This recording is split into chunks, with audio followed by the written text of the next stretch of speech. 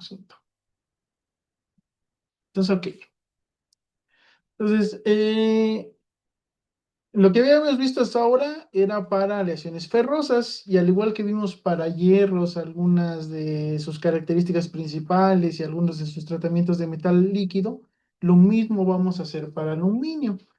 Pues lo primero es que tenemos que conocer las características de las soluciones base aluminio y por qué son importantes. Entonces, lo primero es que tienen una densidad baja.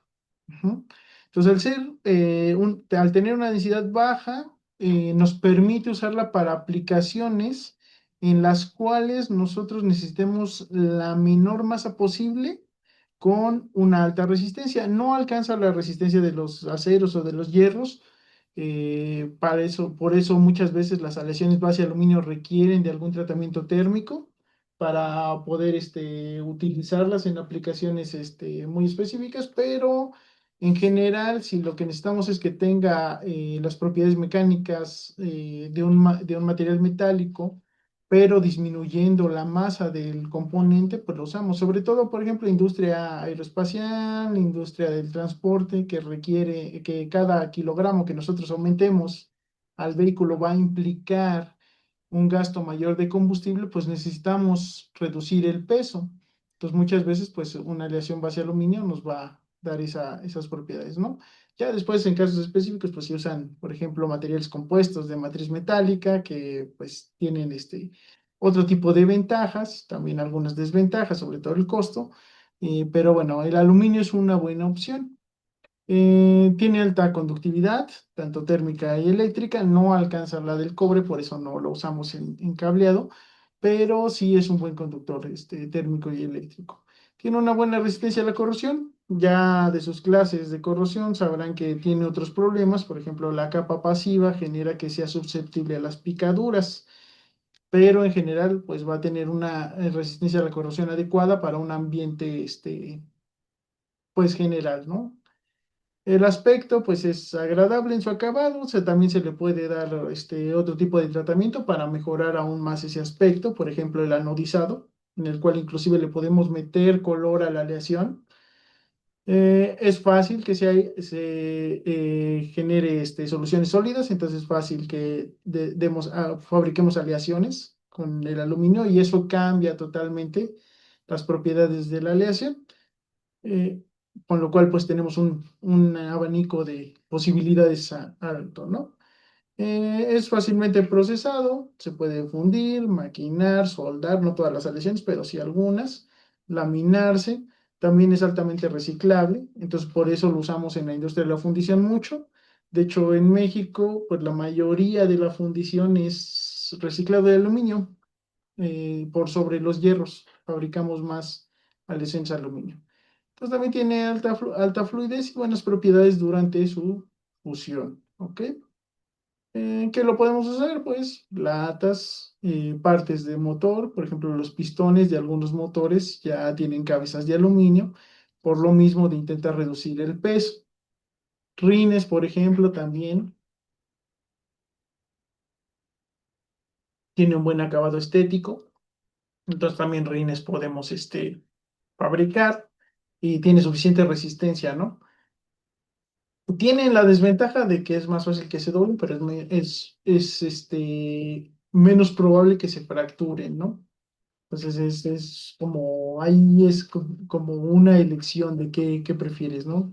Entonces, si hay muchas baches, pues no son tan recomendables, pero si estamos en una zona que tiene suficientemente bien las carreteras, pues sí es una buena opción, ¿no? Perfiles de aluminio, también fabricamos. Esto, por ejemplo, es una turbina. Aquí, sobre todo, lo que buscamos es que tenga la resistencia al trabajo en altas temperaturas, que no sea tan fácil de correrse, ¿no? Y últimamente, pues también en los celulares. De hecho, seguramente han visto en las noticias que hubo un cambio en el material del iPhone, entonces en lugar de ser titanio, otra vez vuelve a ser aluminio y han tenido problemas con que se raya. En general, pues sí, es una desventaja, ¿no? Es menos duro que el titanio, pero es más liviano y más resistente a la corrosión, ¿no? Entonces, por ahí. lo podemos trabajar, ¿no? Para obtener el aluminio, pues hay dos rutas. El aluminio primario, que viene directo de los minerales, y el aluminio secundario, que viene del reciclaje. El primario viene de minerales bauxíticos de aluminio. Entonces son poquitos, no todos tenemos minerales bauxíticos. eh, y lo que se hace, pues, es un refinamiento, ¿no? Mediante el proceso Hall-Hérold, y de esa manera, pues, obtenemos lo que es nuestro aluminio primario. Este proceso es muy costoso energéticamente. Entonces, el aluminio primario es muy caro de obtener. Afortunadamente, como es altamente reciclable, pues podemos obtener mucho aluminio secundario, que es el procesamiento de toda esa chatarra que se está produciendo de las piezas que o fallan o terminan su vida útil, eh, y en las cuales mediante fundición pues lo podemos reciclar, ¿no? Entonces, últimamente la mayor parte del aluminio, la mayor parte de los metales ya se están procesando por reciclaje, tanto en la industria siderúrgica como de la fundición. Ya prácticamente los metales primarios han bajado pues su porcentaje en lo que tenemos. Y pues tras cualquiera de los dos procesamientos obtenemos ah, ok, ya hay una duda, pero esperen, obtenemos una preforma, la cual pues podemos marginar, ¿no? Entonces, ¿cuál es la duda? Ahora, quería preguntar solo si la eficiencia de el mineral, de extraerlo de mineral es más alta o es la misma. No, es más baja, de hecho. Ah, ok. Entonces, lo Ah, que pues, pasa es que aquí tienes que hacer en el refinamiento, lo que haces es cambiar el tipo de mineral, pasa de ser bauxita a una sal de aluminio, y luego eso lo recuperas con procesamiento electroquímico. Entonces, es menos eficiente. O sea, del aluminio, del procesado de chatarra, pues vas a tener una eficiencia entre el 90 y el 99%, ¿no? En esta parte del mineral, de todo el mineral que proceses, pues tienes pérdidas en los procesos de conminución primero.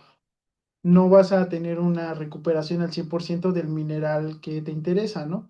Entonces, en el proceso de conminución y separación y beneficio de ese mineral, vas a tener pérdidas.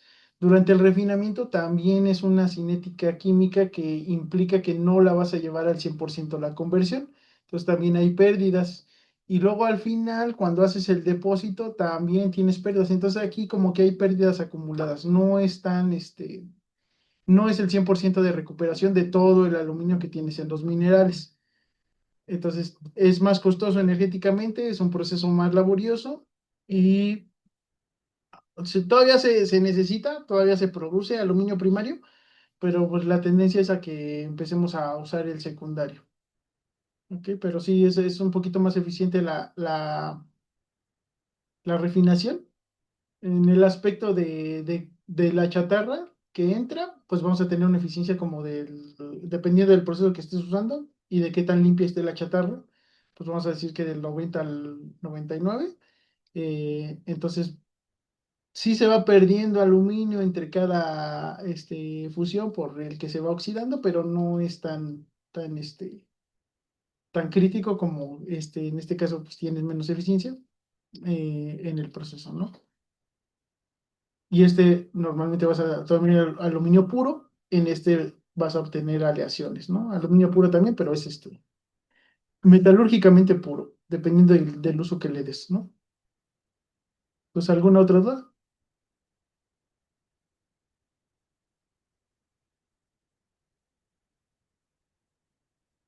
Así que no.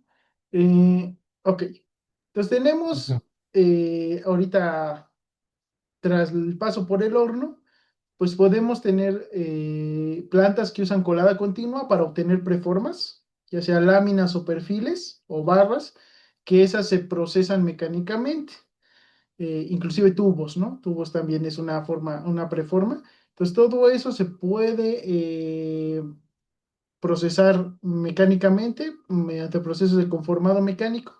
Pero también está la posibilidad de que después del horno se vacíen moldes y se generen piezas terminadas por fundición. Entonces, hay de los dos tipos, ¿no?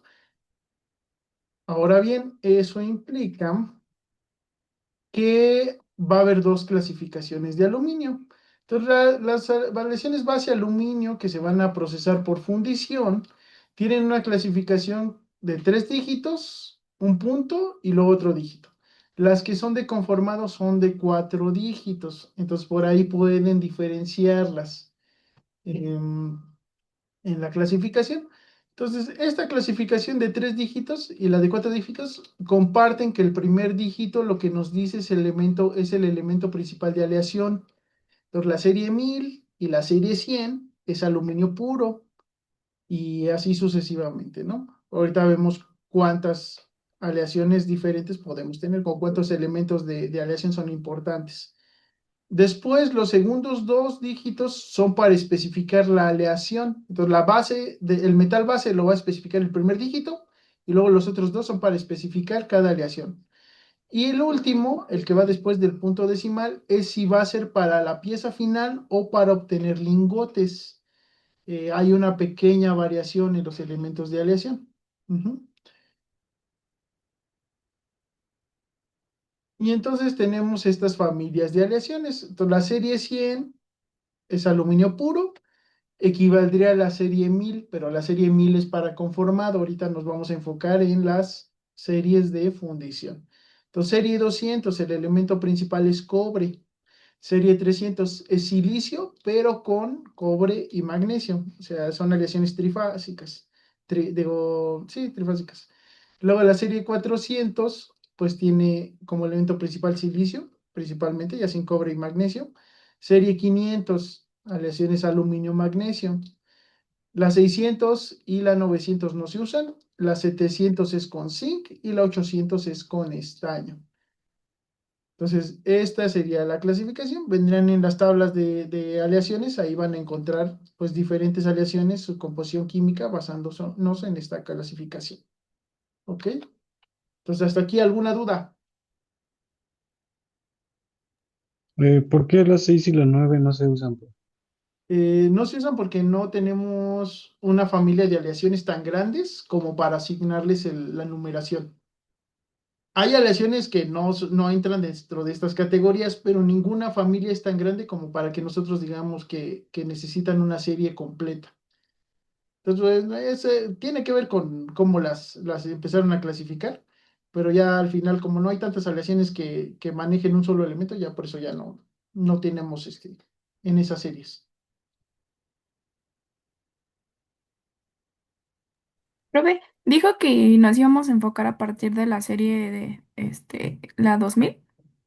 No, no, no, no. Nos vamos ¿O cómo? a enfocar en las series de fundición, que son las que tienen tres dígitos. Ah, ok, ok, Las ok. que tienen cuatro son para conformado. Esas no las vamos a ver ahorita en esta materia, ¿no? Esa la debería ver en conformado. Pero el elemento base lo comparten. Entonces simplemente es para diferenciarlas, porque hay una pequeña diferencia en la composición química. Entonces, en la composición química de lo del trabajo de la sección 2 y 3, incluida la sección uno que ya hicimos, se Ujú. tenía que poner de estas secciones, o sea, no se Sí, debía hacer de ninguna de 1000. no, de conformado no. Tienen Ah, que ok, ser de estas. va. Entonces las chatarras sí pueden usar chatarras de conformado. Sí pueden meter como materias primas chatarras de conformado porque hay desperdicio, ¿no? Entonces los recortes, todo eso sí se puede usar para alimentar el horno en fundición.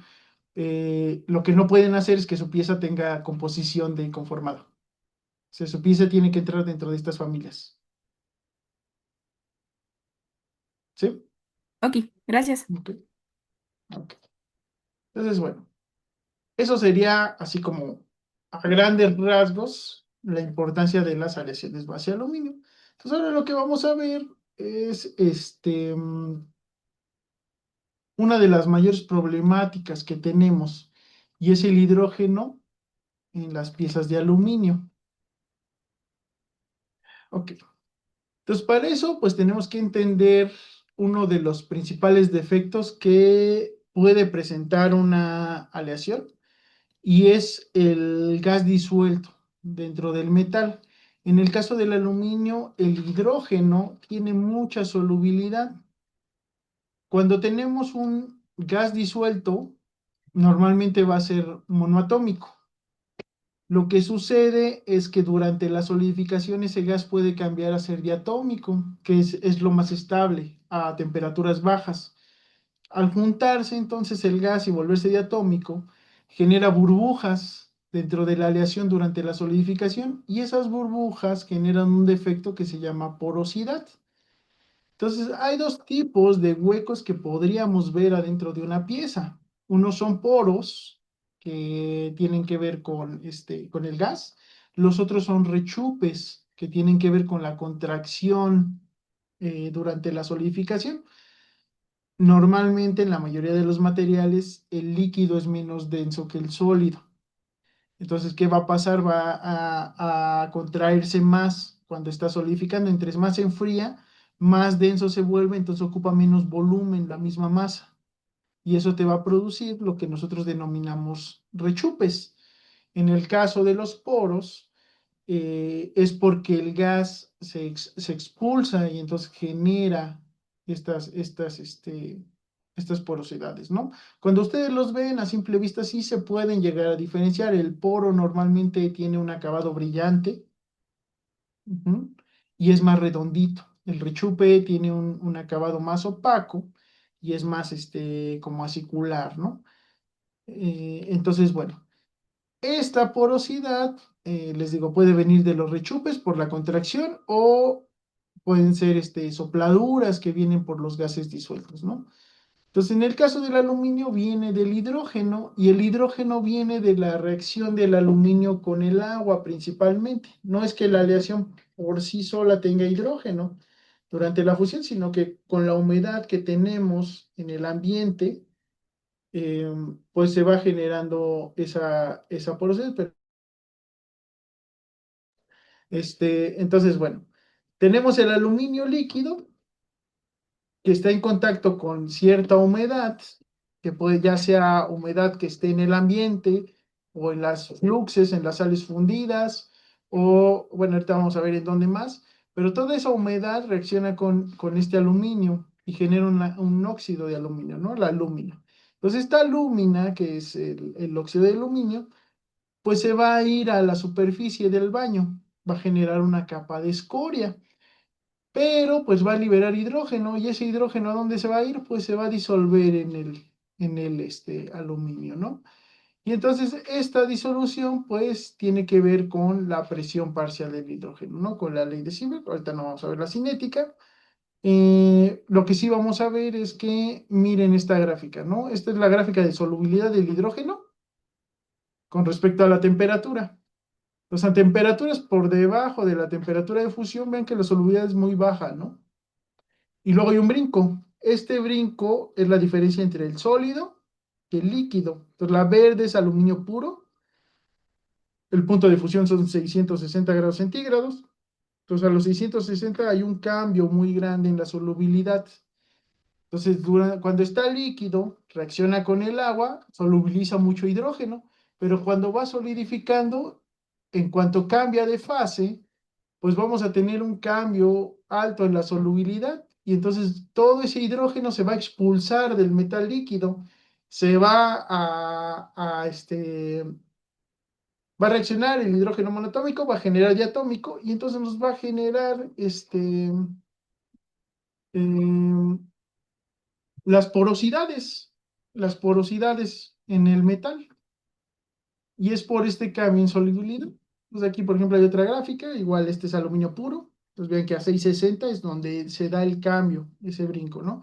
En distintas aleaciones, pues como el punto de fusión cambia, pues también cambia un poquito cómo se comporta, pero en general todas van a tener ese salto en solubilidad, ¿sale? Eh, Estas son las líneas de equilibrio para la solubilidad. Ujú. Con respecto a la temperatura para distintos aleaciones, ujú, con distintos elementos de aleación. Entonces cambia un poquito el comportamiento.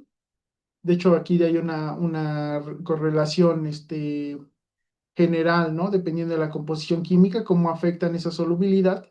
Lo que principalmente lo afecta es la temperatura, ¿no? Pero sí los elementos de aleación modifiquen un poquito, pero bueno, lo importante es esto, que va a haber un cambio en esa solubilidad y eso nos va a producir que haya porosidades.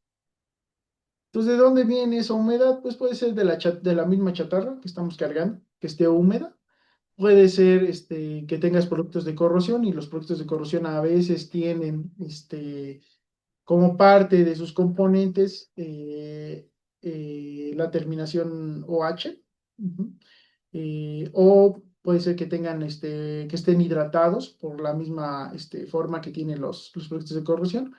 En los fundentes, que son las sales, puede ser que tengan cierta humedad, hay que precalentarlas antes de usarla. La humedad de los herramientales, entonces, cuando metemos algo al baño, puede ser que tenga humedad y eso disuelva hidrógeno. Del medio ambiente, entonces, sobre todo en lugares donde haya mucha humedad ambiental, pues tenemos que tener cuidado.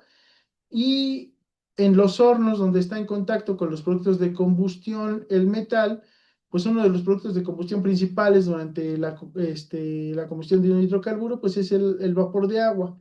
Pues ahí ese vapor de agua, pues puede ser generado por la flama y esa flama, como está en contacto con el metal, pues se va a disolver ese hidrógeno, va a reaccionar con el aluminio, de esta manera y nos va a generar ese hidrógeno disuelto, ¿no? Entonces, ¿hasta aquí alguna duda?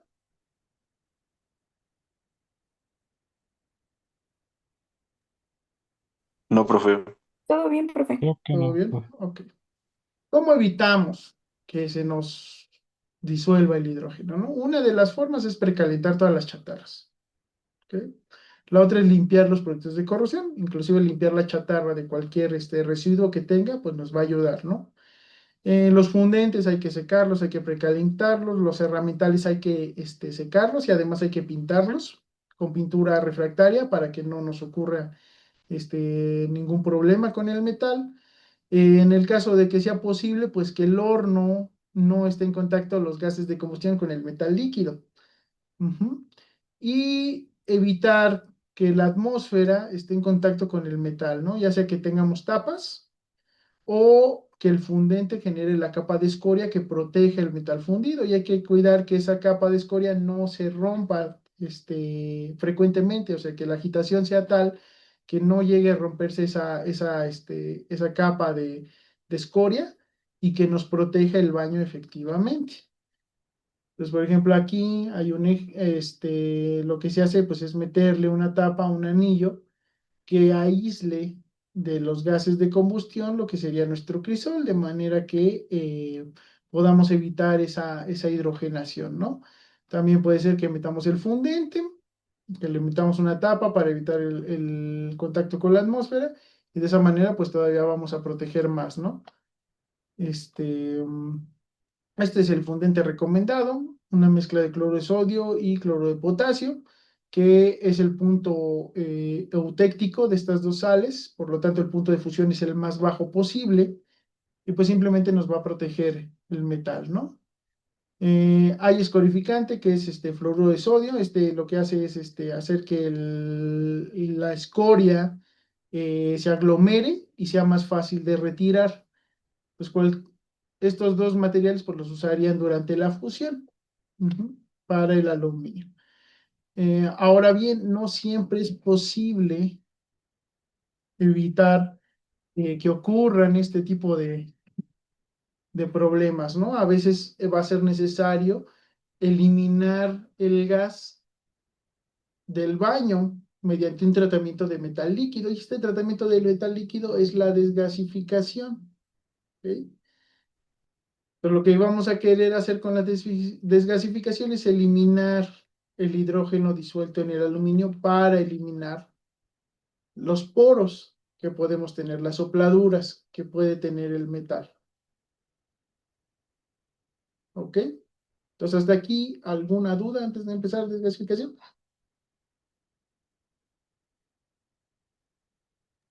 Sí, profe. Aquí en la facultad, ¿cómo lo hacemos nosotros? O sea, ¿en qué horno y así? Ok, nosotros lo que usamos es un horno de crisol, que es similar a este. No tienen chimenea. Bueno, ahorita le acabamos de hacer bueno, el doctor Adrián le acaba de hacer una chimenea 1. Entonces ya tenemos uno con chimenea. Normalmente no tenían chimenea, ¿no? El horno de crisol no estaba aislado, entonces no tenemos este anillito de aquí. Sí usamos fundente, esa parte sí, y sí tiene tapa, pero la tapa está abierta porque justamente como no tenía chimenea, necesitábamos un lugar donde salían los gases. Entonces, la tapa no está totalmente aislada de la atmósfera. Entonces tenemos el horno de crisol o tenemos horno de resistencias eléctricas. Entonces el horno de resistencias eléctricas, la desventaja que tiene principalmente es que la fusión es más lenta porque la flama es más potente de lo que calóricamente de lo que tiene de lo que generan las resistencias y además esos son más chiquitos, entonces la capacidad es más pequeña. Normalmente los usamos para coladas que requiramos más control de temperatura eh, y donde, por ejemplo, necesitemos que la temperatura esté más controlada, entonces usamos el de resistencias. Son coladas más chiquitas, normalmente para investigación, para algunos experimentos en sus tesis. En el caso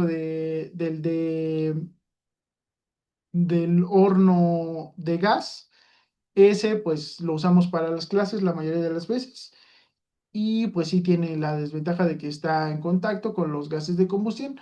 No es un problema tan grande como en la industria porque tratamos de trabajar el fundente, em, pero pues sí, sí es ese es un horno donde no está al 100% aislado del ambiente.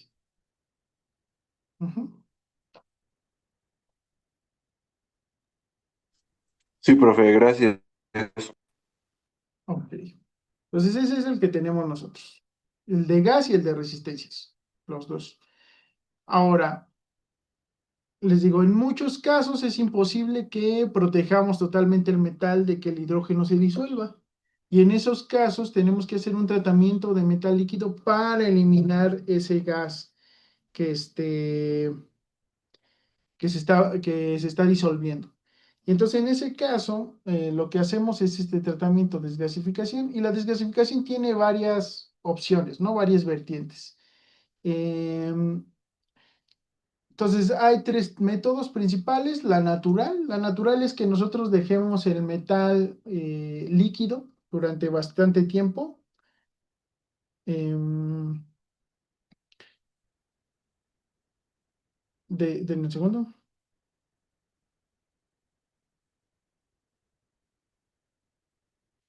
Entonces, puede ser que lo dejemos así, ya, perdón, lo dejemos líquido, fundido un cierto tiempo. Y entonces el hidrógeno por sí solo empieza a transportarse a la atmósfera. Es un proceso muy lento. Y si hay humedad en la atmósfera o está en contacto con los gases de la fusión, normalmente se vuelve a gasificar y entonces en lugar de desgasificar, pues estamos gasificando. Porque la natural depende de la presión parcial de hidrógeno que tenga la atmósfera con respecto a la que tiene el metal, entonces no es un control que nosotros queramos pero existe, ¿no? Existe la posibilidad de que si lo dejamos así y el ambiente no tiene humedad y el ambiente no tiene hidrógeno, entonces se va a eliminar solito, ¿no? Está la desgasificación al vacío, en la cual pues generamos una diferencia de presión, de manera que ese hidrógeno eh, termodinámicamente se va a volver más estable en forma de gas y ya siendo gas, va a ascender dentro del baño y pues se va a remover. Es más caro, o sea, necesitamos una cámara de vacío en el horno, entonces el horno tiene que estar bien aislado de la atmósfera, se tiene que generar la cámara de vacío, y entonces es muy caro y normalmente no lo vamos a usar para todas las aleaciones. Y luego está la desgasificación mediante inyección de gases o polvos, ya sea reactivos o no reactivos, tantos gases como polvos. Y entonces aquí lo que hacemos es meter un gas que no tenga tanta solubilidad en el aluminio y que absorba ese hidrógeno disuelto para removerlo. Entonces, si el natural no siempre es controlado y el vacío es muy caro y solo se usa para relaciones que, como les digo, tienes que justificar que el costo de la adhesión final tenga este sobrecosto de tener un equipo que pueda trabajar en atmósfera controlada. Entonces, como estos dos pues tienen esas desventajas, son muy particulares, Lo que normalmente vamos a hacer para el tratamiento de desgasificación es esta tercera opción, inyectar gases o polvos. Ahorita vemos cuál es cuál. ¿Dudas hasta aquí? Sí, a No, mí no, se me profe. trabó un poco. ¿Cuál es el natural pro? El natural es que nosotros fundamos y ya con el metal líquido dejemos que esté así, fundido durante mucho tiempo. ¿Ok? Así como abierto a la atmósfera, lo dejamos. Y entonces, si la presión parcial de hidrógeno y de vapor de agua en la atmósfera es menor que la presión, que la presión de equilibrio en la superficie de hidrógeno que hay dentro del metal, pues ese hidrógeno va a pasar a la atmósfera. Problema, pues aquí en el ambiente no tiene que haber humedad, no tiene que haber hidrógeno gaseoso, tenemos que estar con una cierta corriente de aire para que se vaya renovando el aire de aquí arriba. Entonces, si tú lo dejas en esas condiciones, se va a deshidrogenar naturalmente. ¿Qué es lo que pasa? Que si yo estoy usando un horno de flama, nunca va a dejar de estar en contacto con los gases de combustión. Entonces se va a estar renovando ese hidrógeno y entonces no va a desgasificar, porque la atmósfera tiene vapor de agua y entonces va a haber la reacción, va a haber hidrógeno disuelto. Entonces tiene que ser un ambiente en el cual no haya hidrógeno para nada, preferentemente horno de resistencias, nada de humedad y entonces solito se desgasifica. Esa es la natural, pero son condiciones muy específicas. Ah, ok, vale. Gracias, ¿Sí? ¿Alguna otra duda? gracias. No, nada más es.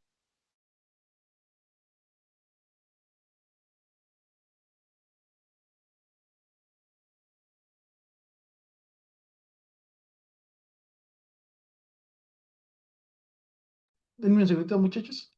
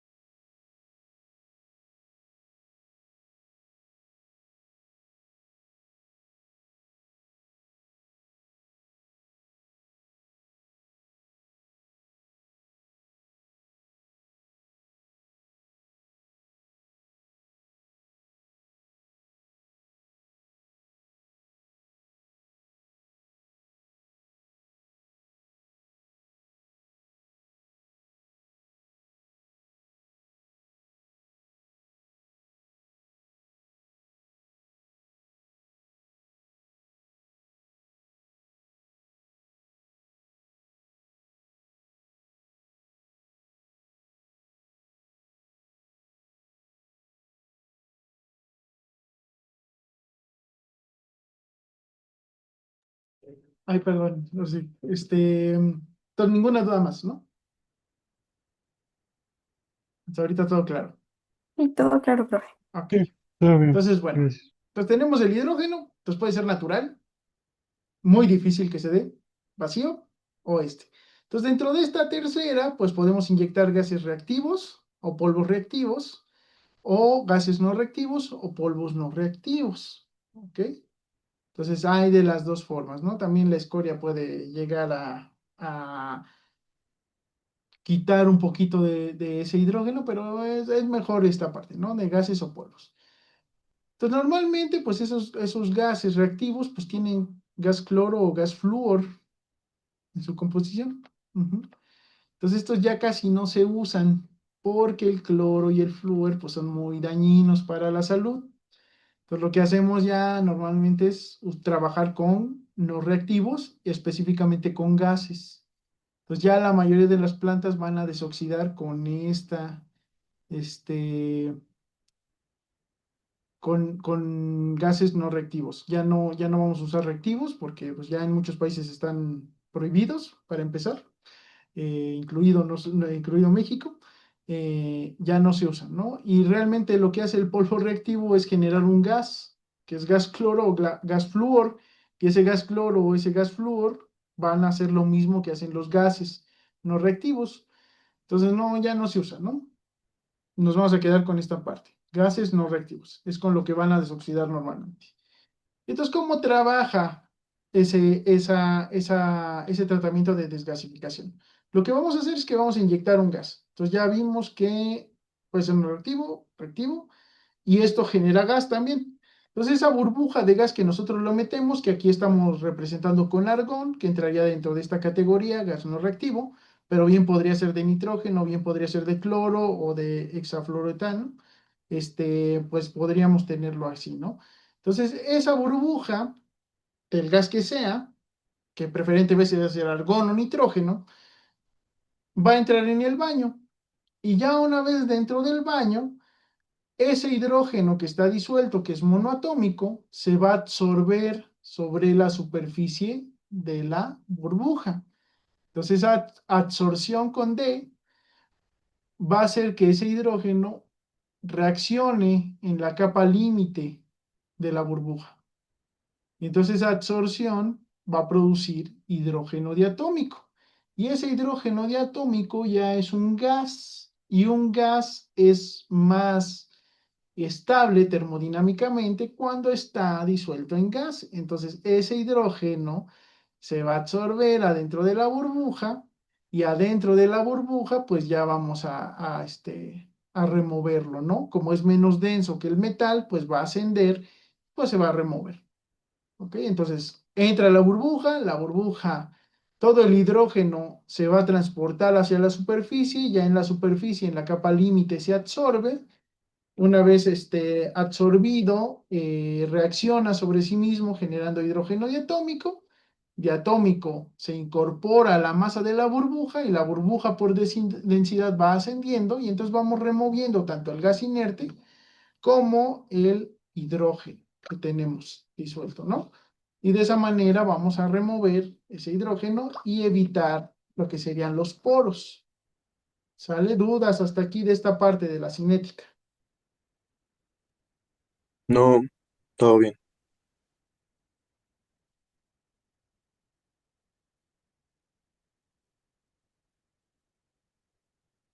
Ok. Entonces, bueno, eso es lo que vamos a buscar. Ahora, ¿cómo lo hacemos? ¿Cómo metemos este gas? Bueno, esta parte, que está en desuso, ¿no? El hexacloretano. Entonces, este ya no se usa. Era una sal que también generaba al final un gas, que ese gas hace lo mismo que aquí. Ya no se usa porque produce gas cloro, ¿no? Y el cloro, pues, es muy problemático, ¿no? Entonces eso era con pastillas que metíamos en una campana. Entonces la campana, como se va generando gas, esto va a tener cierta fuerza boyante, entonces había que empujarla hacia el fondo y por aquí salía el gas y de esa manera pues removíamos el hidrógeno. Es una forma ya no se usa, ¿no? De hecho aquí está el esquemita, ¿no? Entonces metíamos la campana con las pastillas adentro, las pastillas generaban el gas y entonces pues no era tan bueno, ¿no? Ahora pensando en gases inertes, hay varias formas en que lo podemos hacer. Una es con lanza, otra es con tapón poroso. Déjenme ver dónde está la lanza. No está la lanza. Entonces, la lanza es simplemente un tubo que transporta el hidrógeno hacia el fondo, ¿no? Simplemente es una flecha hueca que nosotros vamos a tener en forma de punta y entonces va a generar unas burbujas este, de gas que tiene varias desventajas, ¿no? La primera es que el tamaño de la burbuja pues va a depender del tamaño que tenga la flecha al final, ¿no? Imagínense que no tiene esta parte negra, ¿no? Entonces, esa flechita, pues la burbuja va a tener este tamaño, ¿no? Entonces, la burbuja sale de la lanza y empieza a ascender. Entonces, va a depender de dónde posicionemos esa punta, pues dónde va a salir la burbuja. Entonces, si por ejemplo la posicionamos aquí y no la movemos, este lado va a estar deshidrogenado, pero este lado pues va a depender de que el metal transporte el hidrógeno hasta donde está el gas. Y entonces tenemos que meterle cierta agitación. Entonces, lo que hacemos es moverle como si le estuviéramos moviendo a un caldero de bruja. Y y pues vamos nosotros manualmente distribuyendo ese gas adentro del metal, que es en el laboratorio seguramente usen lanza, ¿no? Para deshidrogenar. La otra vertiente es que tengamos un tapón poroso en la punta de esa lanza. Y entonces el tapón poroso lo que va a hacer es que el tamaño de burbuja va a ser más chiquito. Y entonces al tener burbujas más chiquitas para un mismo volumen de gas, vamos a tener más superficie de contacto. Y entonces esa deshidrogenación pues se va a ver incrementada, ¿no? Por el incremento en el área superficial. Además, la burbuja, al ser más pequeñita, es más fácil que se distribuya en todo el sistema. Ujú. Entonces, en el tapón poroso es más fácil que nosotros tengamos una mayor distribución. Aquí está muy exagerado, ¿no? No ocupa todo este volumen de crisol. O sea, eso es un taponcito chiquito, ¿no? Pero bueno, en el esquemita está está bastante exagerado, pero bueno, distribuye las burbujas más chiquitas. En lugar de tener una burbuja grande, tenemos muchas chiquitas, eso da más área superficial, eso va a acelerar la cinética de la deshidrogenación. Y la última opción es el rotor inyector, que el rotor pues también tenemos una flecha hueca, pero la diferencia es que vamos a tener un motor que va a hacer que rote, ¿no? Y esa rotación va a ser no solo que la burbuja sea más chiquita, porque la va rompiendo la misma flecha, o el mismo rotor va rompiendo las burbujas, haciendo que estén más chiquitas, sino que además va a dar una agitación al metal, de manera que el hidrógeno, que el primer paso, acuérdense, para la desgasificación es que el hidrógeno llegue hasta donde están las burbujas, pues el baño al estar agitado va a estar más homogéneo. Entonces, conforme vayamos agitándolo, pues ese hidrógeno, por ejemplo, en esta zona que tiene pocas burbujas, pues se va a mover hacia donde están las burbujas y de esa manera pues se va a poder remover más rápido. Además, la agitación acelera todos los fenómenos interfaciales porque cambia el tamaño de la capa límite. Entonces hay una aceleración en esos fenómenos de transporte.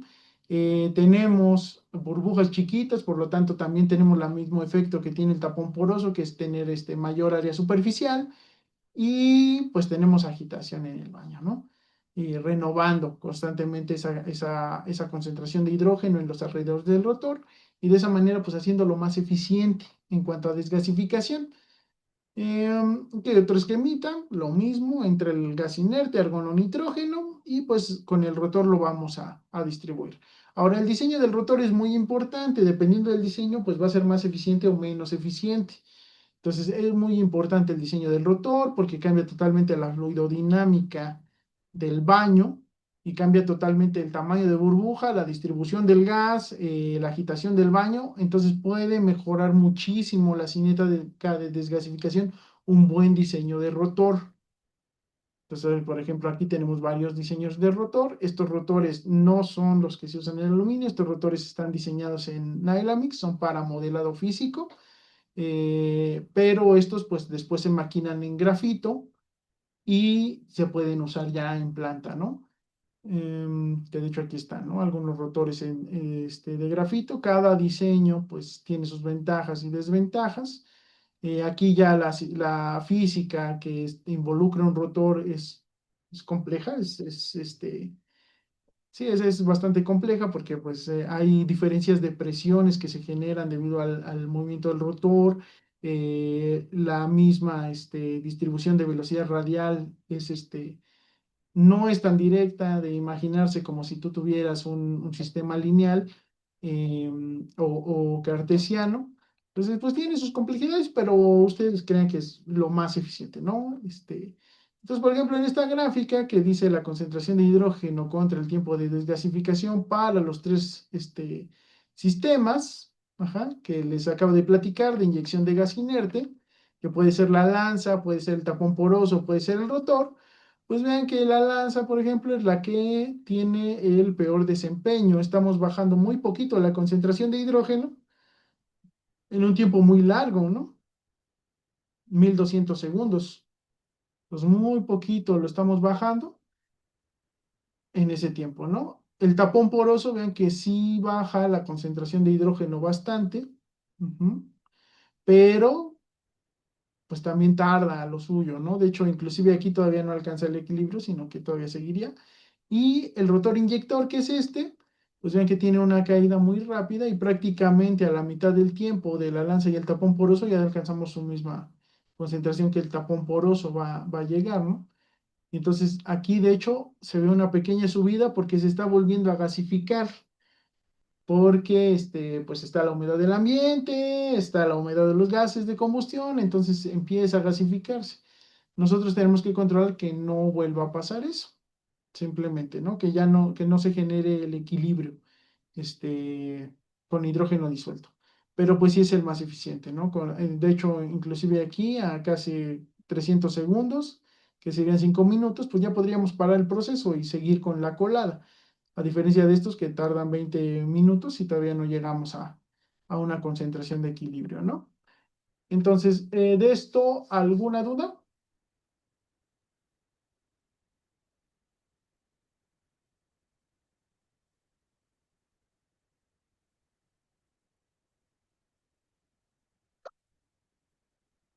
¿Alguna duda? ¿Alguna duda? No, no, profe. ¿No? Pues aquí tenemos esta parte. Em, ok. Entonces, este sería el tratamiento de desgasificación. Lo van a ver en el laboratorio. Em, y pues van a ver cómo se mide, ¿no? Entonces, aquí están las pruebas de control que se pueden hacer. Entonces, tenemos el ensayo de presión reducida, ¿no? En este caso, lo que se hace es meter un pequeño crisolito a solidificar. Este no es a presión reducida, este es normal. Entonces aquí la forma de medir el hidrógeno con este moldecito es simplemente viendo cómo se comporta, ¿no? Entonces si no tiene gas, vamos a tener una contracción sólido-líquido, se va a generar un rechupe. Entonces ese rechupe vamos a ver que no va a tener gas. Y si tenemos poros, lo que va a pasar es que esos poros internos van a modificar el volumen durante la solidificación y al final pues vamos a tener una cierta concavidad, ¿no? Eh, Debido a justamente ese gas disuelto, ¿no? Entonces, si no tiene nada de hidrógeno, se ve así, si tiene algo de hidrógeno, se ve así, y si tiene pues un poquitito de hidrógeno, pues no vamos a ver ni rechupe ni jorobita, ¿no? Sino que vamos a ver que esté así. Entonces, esto es a presión ambiente. No es tan exacto porque pues el poro no crece mucho, ¿no? En condiciones normales de solidificación. Entonces, lo que hacemos es hacer este mismo tipo de ensayo, pero a presión reducida. Entonces, al disminuir la presión en una cámara, pues lo que va a pasar es que ese hidrógeno va a crecer más, porque acuérdense que el volumen de un gas es proporcional a la presión. Entonces, menos presión hace que el volumen ocupado sea más grande. Es inversamente proporcional, ¿no? Menos presión, más grande volumen. Mayor presión, el gas ocupa menos volumen. Acuérdense de la ley del gas ideal, ¿no? Presión por volumen igual al número de moles por la constante del gas ideal por la temperatura. Entonces, esa presión, cuando está baja, pues va a hacer que se infle el gas. Y entonces ya inflado, pues sí nos va a generar esa diferencia en la solidificación. Lo vamos a tener más cóncavo, ¿no? Si tiene poros pequeñitos, pues va a estar recto, y si está bien desgasificado, pues vamos a tener esa concavidad. Si no tuviéramos nada de gas, ¿no? Aquí se ven unos poritos chiquitos por estar recto, aquí unos poros grandes, tiene mucho gas, entonces se ve curvo. Sería lo mismo que aquí, nada más que la presión nos ayuda a verlo más eficientemente. Está el AltScan, que es un sistema de control que no es en tiempo real, pero nos permite monitorearlo directamente sobre el aluminio líquido. Y este sí nos da una concentración de hidrógeno medida. Este simplemente, ¿cómo decirlo? Es cualitativo. Nos vamos a fijar solamente en si está infladita la probeta tras solidificar o si está con el rechupe visible, ¿no? Entonces, este es cualitativo, no cuantificamos. Podemos hasta cierto punto cuantificarlo con patrones y más o menos ver si está bien o mal desgasificado, pero no nos da una medición específica de la concentración de hidrógeno. En este caso, en el caso del Alcan, sí nos da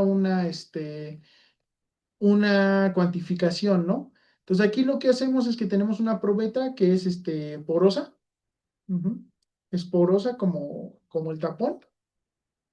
Pero a diferencia del tapón, que lo que queremos es que el gas salga y entonces rompa la burbuja, en este caso lo que queremos con esta probeta es que el líquido fluya a través de la probeta. ¿Ok? Entonces la probeta se sumerge en el baño, también metemos un termopar para medir la temperatura y este termopar más que nada es para la calibración del equipo porque hace una correlación entre la temperatura y la conductividad térmica que mide, ¿no? Entonces aquí digo conductividad eléctrica, ¿no? Entonces el aluminio que pasa a través de la probeta, dependiendo del hidrógeno que tenga disuelto, pues va a tener más o menos conductividad y entonces eso genera en el detector una cierta señal, ¿no? Que se correlaciona con esta temperatura y entonces con curvas de calibración nos dice exactamente cuál es la concentración de hidrógeno que tenemos, ¿no? Disuelta. Es una medición que no es en tiempo real porque tarda en alcanzarse el equilibrio en la probeta debido a su porosidad.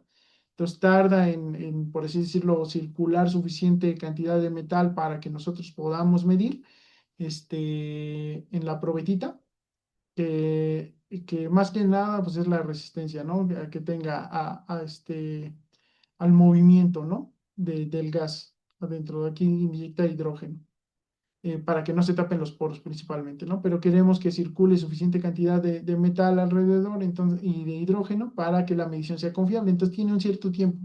Pongan ustedes que tengan que tardarse 30 segundos para medir.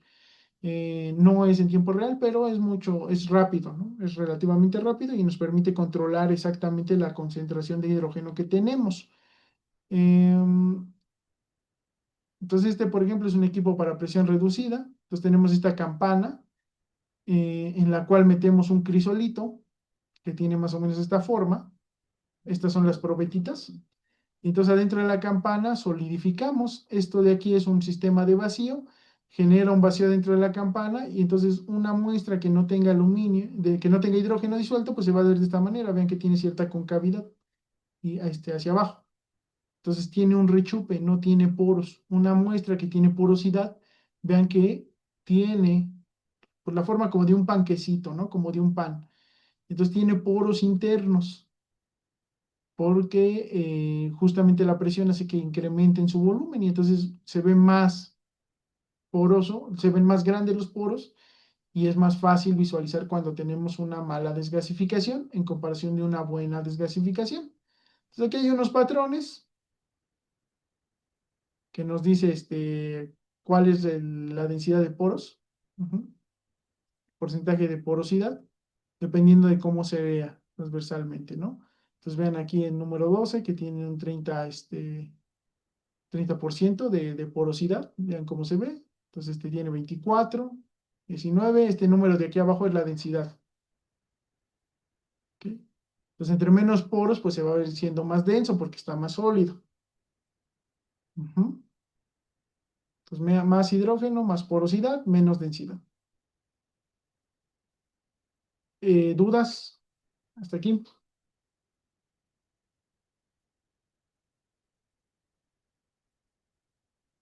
Mm, ¿Siempre va a tener alguna concentración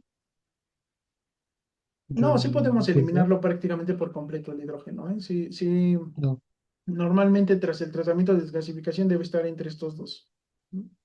Sí puede ser que no tenga una desgasificación completa, llegue aquí. Y también depende del sistema, ¿no? La lanza muchas veces sí va a dejar un hidrógeno remanente, pero si están usando tapón poroso o rotor inyector, no debería quedarles hidrógeno remanente. Entonces deberían estar trabajando por estos dos. Con lanza seguramente lo que alcancen es más o menos esto, de aquí. Dependiendo de qué es que la lanza depende de qué tanto le agiten ustedes. O sea, si está estática, se genera un equilibrio y en ese equilibrio sí puede ser que no alcancen a desgasificar completo. Pero si ustedes mueven la lanza, lo más seguro es que sí lleguen a alcanzar, por ejemplo, hasta el número 2 o inclusive el uno, que prácticamente eliminen todo el hidrógeno. Pero sí tienen que estarle moviendo el baño, dándole agitación, deshidrogenando en todos pues sí, en todas las partes del, del horno. Si no hacen ese control, pues sí van a estar por aquí, ¿no? No, no van a eliminar todo el hidrógeno. Si hacen tapón poroso o hacen rotor inyector, pues sí van a estar por aquí. La diferencia es el tiempo. Cuando usan pastillas, que es esta parte de aquí, que ya no se usan, pero bueno, si usaran pastillas, pues tiene el mismo problema que la lanza, ¿no? Tienen que estar moviendo esta cajita en todo el baño. Y entonces también van a tener cierto hidrógeno remanente. Ya no se usa, pero sí tendrían algo, ¿no? Como la lanza. O sea, ya depende ustedes de qué tanto controlen la lanza o controlen las pastillas para poder deshidrogenar. Los otros dos, si van a alcanzar diferencia el tiempo. Ujú. El tiempo que tarda. Rotor mucho más rápido, tapón poroso mucho más lento. Y de hecho, sí necesitamos alcanzar esto porque en aplicaciones que requieren altas propiedades mecánicas, muy altas propiedades mecánicas, necesitamos que esté aquí. Pues todos los componentes de un motor van a estar sometidos a presiones muy elevadas o a esfuerzos mecánicos muy elevados. No podemos permitirnos que haya poros que generen fallas. Entonces, sí vamos a tener que alcanzar esta parte sin porosidad. Si, por ejemplo, Ok. es una fundición más ornamental que nada más quieren como sacar la forma, pues sí, podemos permitirnos cierta porosidad. Inclusive en algún ornamental, a lo mejor que tenga poros, pues hace que se vea más estético. Pero sí, sí, va a ser para un equipo o una pieza de alta ingeniería, vamos a necesitar que esté aquí. Ok, profe. ¿Ok? Gracias. Sí. Sí. ¿Alguna duda? ¿Alguna duda? ¿Alguna duda? Creo que no. No, por ahora Por ahora no. Pues a ver, antes de pasar al refinado al grano, que va a ser la otra clase, pues déjenme, les enseño un par de cosas. Déjenme las busco.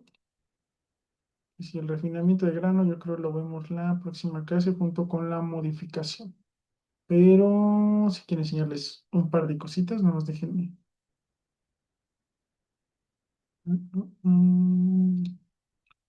Déjenme ver dónde están. No, no.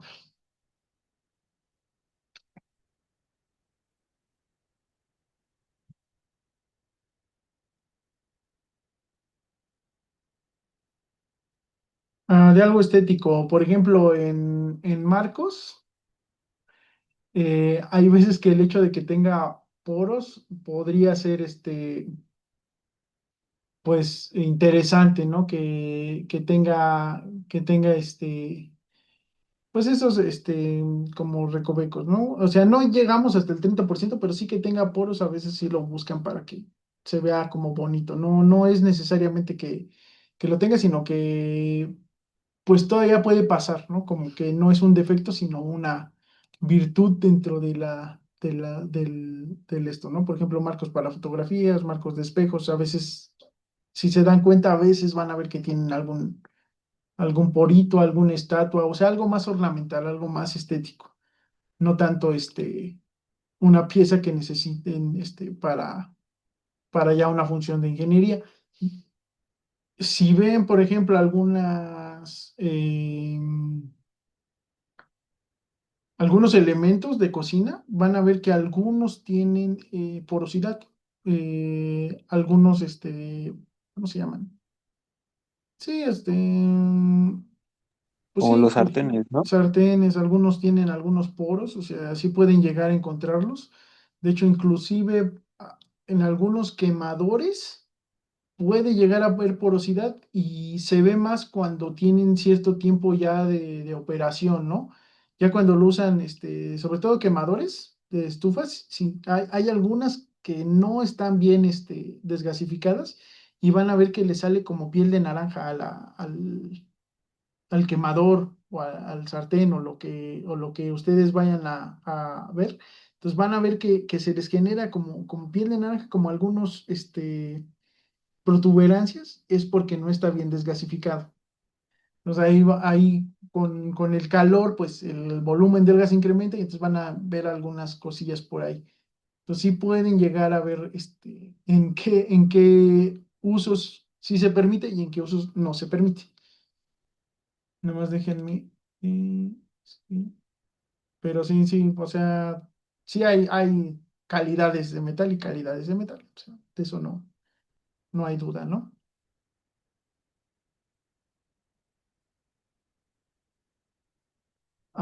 ¿Y lo hacen así a propósito o lo usan lo que les... Es que no es que haya salido mal, no es que esté mal per se, sino por la aplicación nosotros no necesitamos tanta sanidad en el metal. Entonces, hay veces que pues sí pueden buscarlos, pero normalmente es que no es un problema como tal.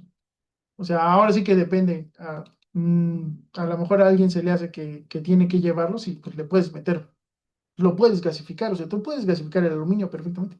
Entonces, si tú buscas que tenga ese acabado, sí lo puedes conseguir. Pero pues no es que esté bien en mal, sino más que nada es qué tanto le vayan a dar de tratamientos, ¿no? A ver, una duda algo tardía. ¿Qué pasa si durante la agitación se rompe la capa de escoria? Ok, ahorita les explico esa parte. Déjenme nada más. Mm, Estoy buscando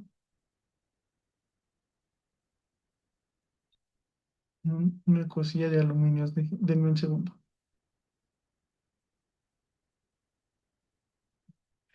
Si se rompe la capa de escoria. Entonces, si se rompe la capa de escoria, que sí puede pasar, ahorita les explico qué es lo que pasaría ahí. Eh, ya va a haber un equilibrio con la atmósfera. Entonces, si se acuerdan, está gobernado por la ley de Siebert, este, esa parte. Entonces, si se rompe la capa de escoria, va a entrar el metal en contacto con la atmósfera y sí puede llegar a gasificarse. ¿Se acuerdan que en lo que era, sí, es y en lo que era la curva del rotor inyector había una subida al final? Eso es por justamente esa parte de que empieza a entrar en contacto la atmósfera con el metal y entonces empieza a haber una solubilización del hidrógeno de la atmósfera, que en realidad es vapor de agua, de la humedad de la atmósfera con esa parte. Entonces sí, lo que buscamos, y es muy común que se rompa la capa de escoria cuando estamos burbujeando porque el gas tiene que salir de algún lado. Entonces esas burbujas rompen la capa de escoria y generan esa problemática. Entonces sí pasa. Entonces hay que controlar el flujo de gas. No puede ser tan alto como para que nosotros rompamos demasiado la escoria. Entonces nosotros lo que le llamamos a esa escoria rota es área de ojo. Entonces el área de ojo es directamente proporcional al flujo de gas que estamos inyectando. Así que no queremos inyectar tanto eh, como para romperla demasiado. Se va a romper siempre por por la simple física del sistema, de que estamos metiendo un gas y tiene que salir de algún lado, o sea, siempre se va a romper, pero tenemos que controlar ese flujo de gas para que sea lo menos posible el área expuesta del metal, para que no se vuelva a, este, a gasificar, a gasificar. ¿Sí? ¿Queda claro esa parte? Si no, ahorita lo checamos un poquito más a detalle. Hasta aquí no lo había visto.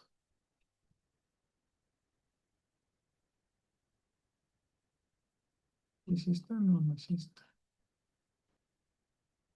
No, no es esta.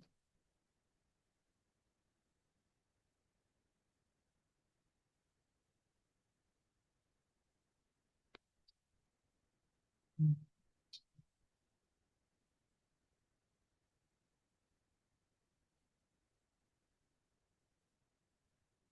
no creo que es esta. Sí, es esta. Pero yo tenía otra. Mm,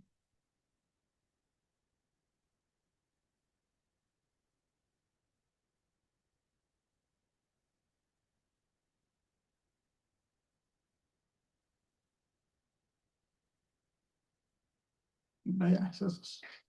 Pues a ver, les presento otra vez. Ya la tengo. Está claro. Ok.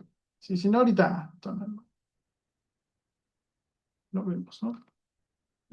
Ahí están viendo. Sí, sí, profe, ya se ve. Ok.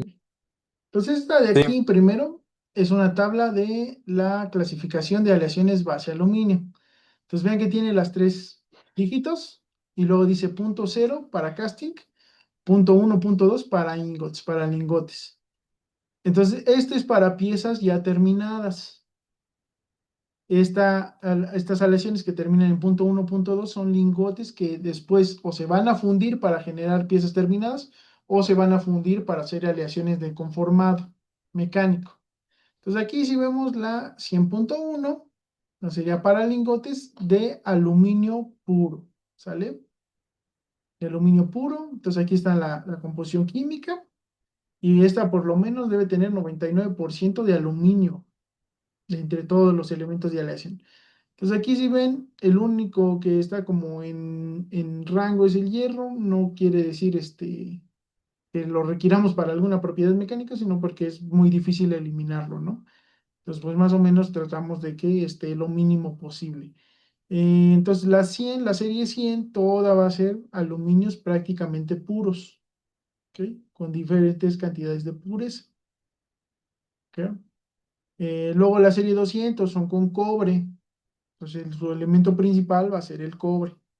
Entonces, estas aleaciones, pues tienen la característica de que sufren un envejecimiento. Pues para ciertas aplicaciones de periodos largos de uso, se usan aleaciones de la serie 200. Pues también tenemos, ¿no? Todas estas partes, ¿no? Tenemos serie 300, que es silicio, cobre, manganeso.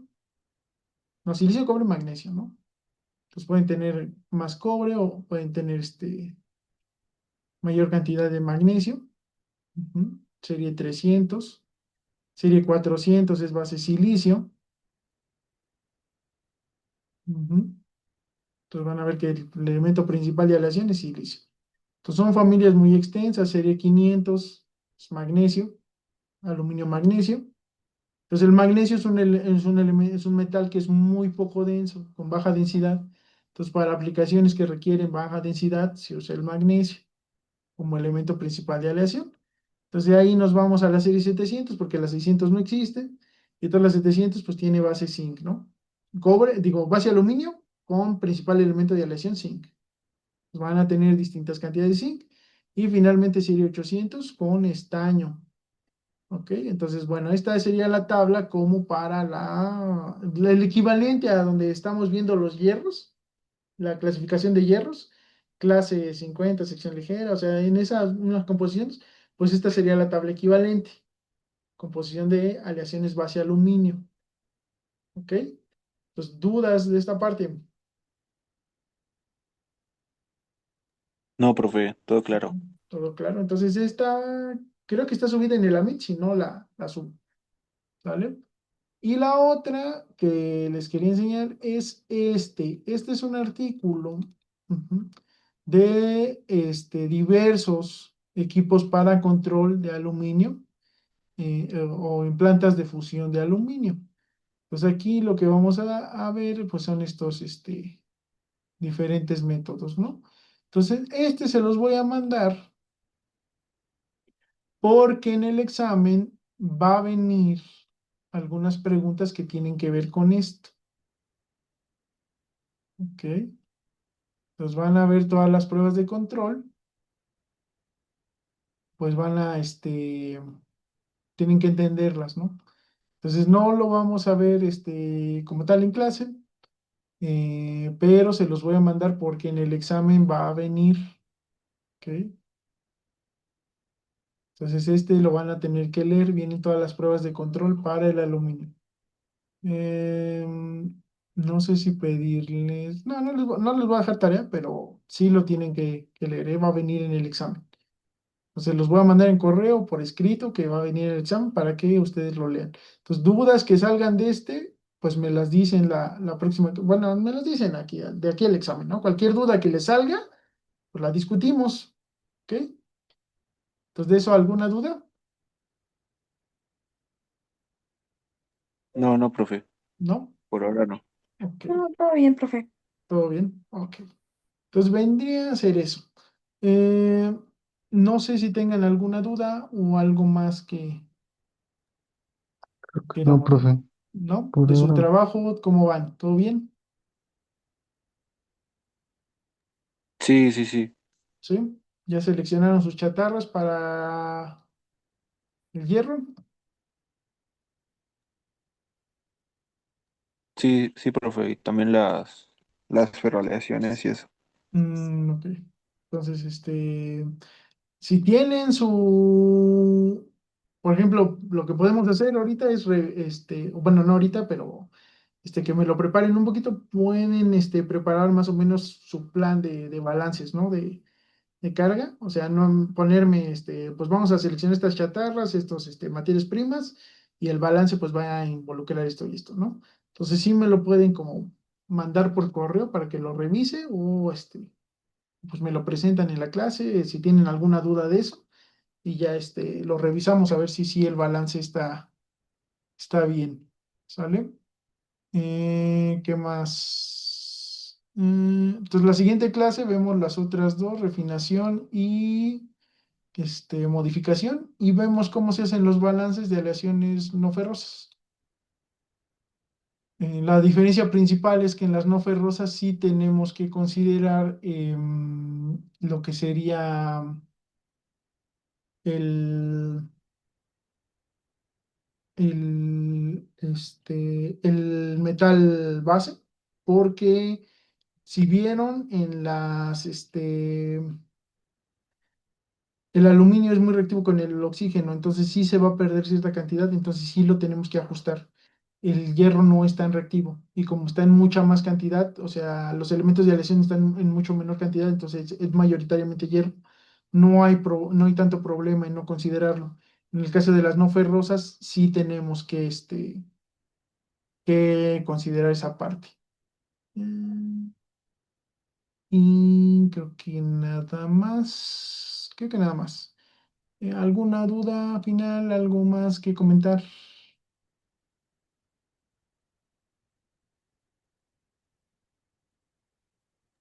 No, profe, por mi parte no. ¿No? Entonces, si es el caso, pues nos vemos la siguiente sesión. ¿Sí? Nos vemos la Ok, siguiente profe. sesión. Muchas gracias. Ok, profe, gracias. Nos vemos. Nos estamos viendo. Hasta Bye. luego, profe. Ok, nos vemos, nos vemos.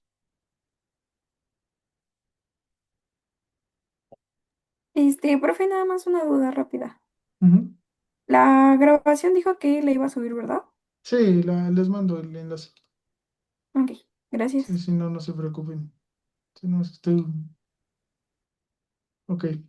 Sí, sí, no, no se preocupen, les mando el enlace. A ver, espérenme, aquí no hay una. No, ya está claro. Ok, listo. Sí, entonces nos vemos.